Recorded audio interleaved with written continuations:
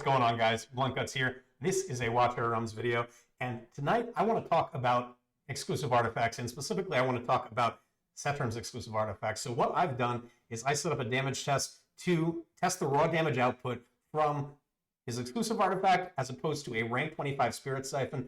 As you can see, his exclusive is only rank 10, so you wouldn't expect it to necessarily exceed that. I've seen some other testing where it was they were comparing these two in different guild boss runs. I didn't want to do it quite like that. I'm not bringing a full team into the guild boss with this. I'm just bringing Setram in and a healer, Vortex, who's not going to be providing any kind of offensive buffs to Setram. He's just going to keep him alive, and we're going to see how much damage can be output by these separate trinkets. Now, even though I'm doing this in the guild boss, this is not a guild boss damage test. You should not come away with this thinking that the exclusive is much better than the Soul Siphon, or Spirit Siphon, in the guild boss based on this test. I'm doing it in the guild boss because the guild boss is basically a target dummy when you do it in playtest mode.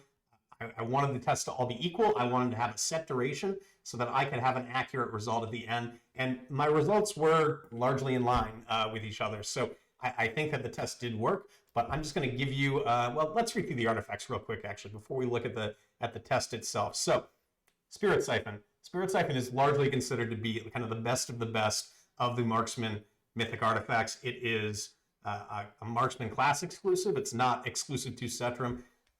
The tooltip says increases damage dealt to the same target by 10% with each consecutive hit up to 3 times. However, the effect will disappear if the hero switches to a different target. So it's essentially, it's made for the guild boss, or really any time that you're doing kind of long-term single target damage.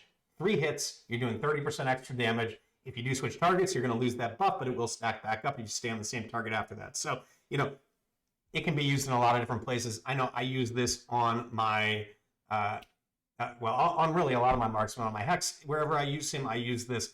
As you can see, I've got my second one currently on Silas, so I've got a level 19 one on him. I'm still trying to farm up the last 2 copies of that so I can get that up to 25. But this is kind of my go-to artifact for marksmen.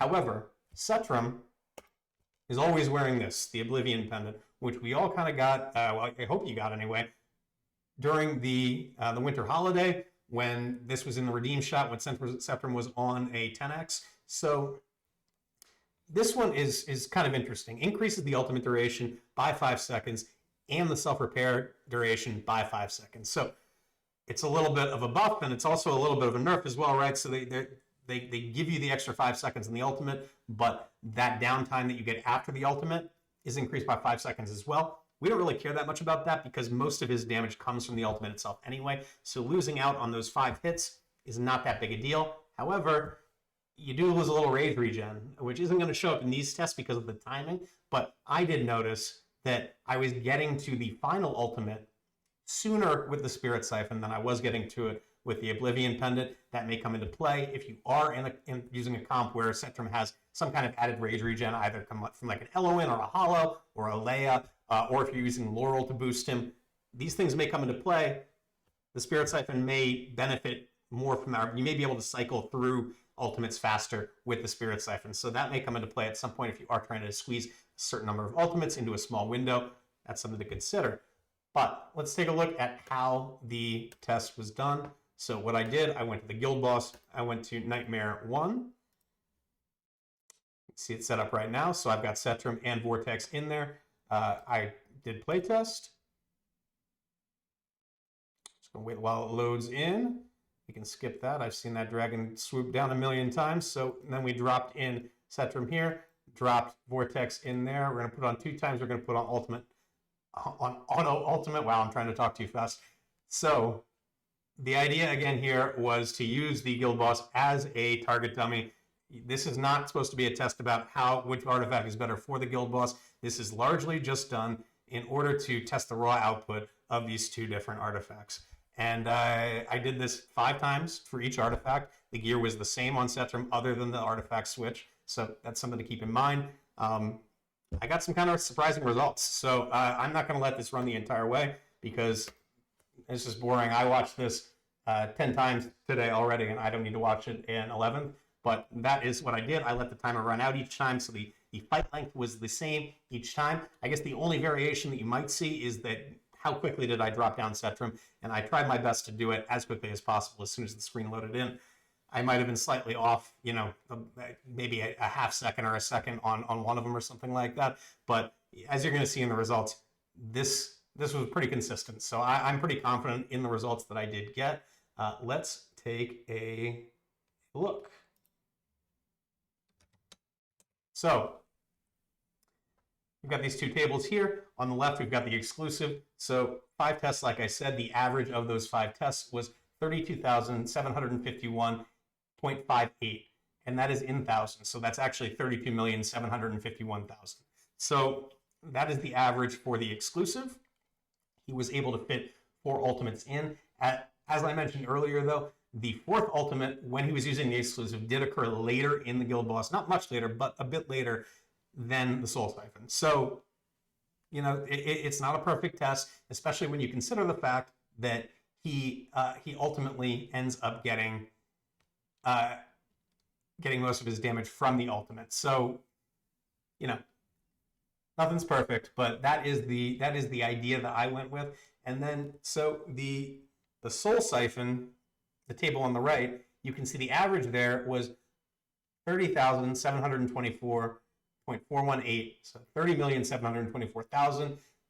Again, 4 ultimates. He did, like I said, get to that last ultimate quicker, but I was pretty shocked here. I was really, really shocked here. I thought that this was going to be a clear winner for the Soul Siphon. It didn't turn out that way.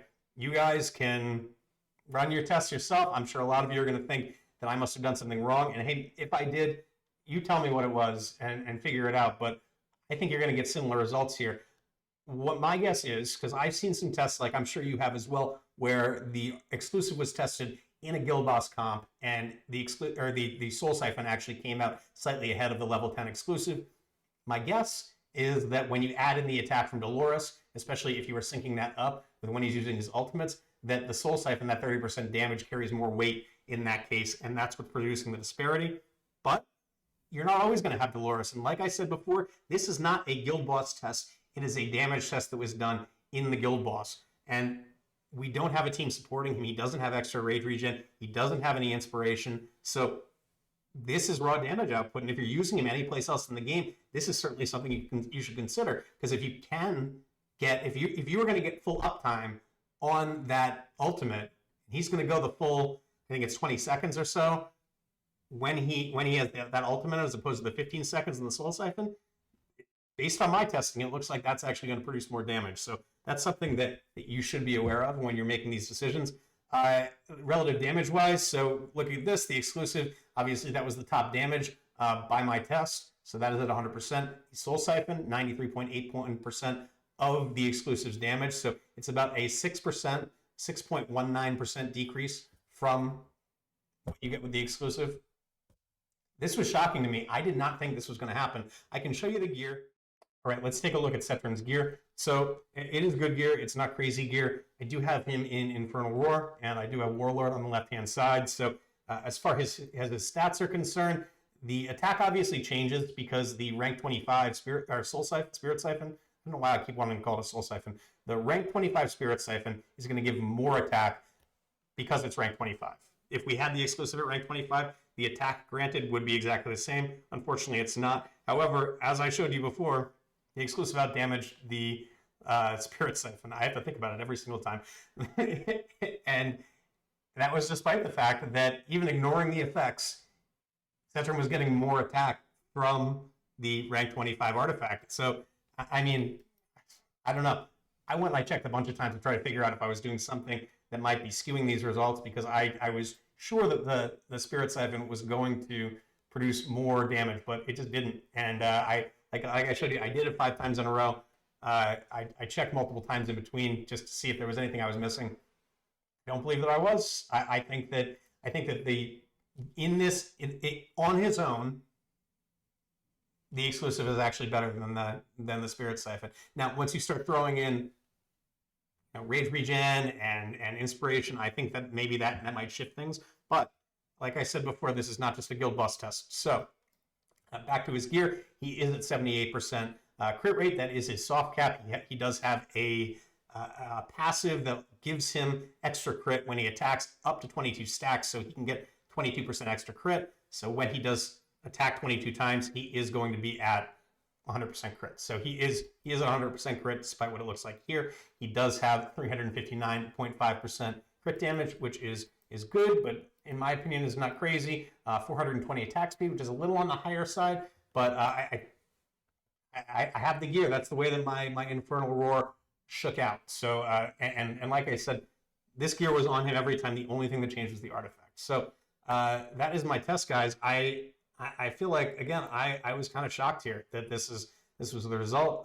But anytime you're using Setram and you aren't giving him a bunch of buffs, you aren't giving him inspiration, you aren't giving him any kind of rage regen inherently, this is something that will be very applicable. And it certainly is a launching point to go and do further tests to pull in some of these different elements to try to discover what are the breakpoints. At what point does the Soul Siphon outweigh the exclusive? Because I have, like I said before, I've seen tests where the Soul Siphon did come out ahead.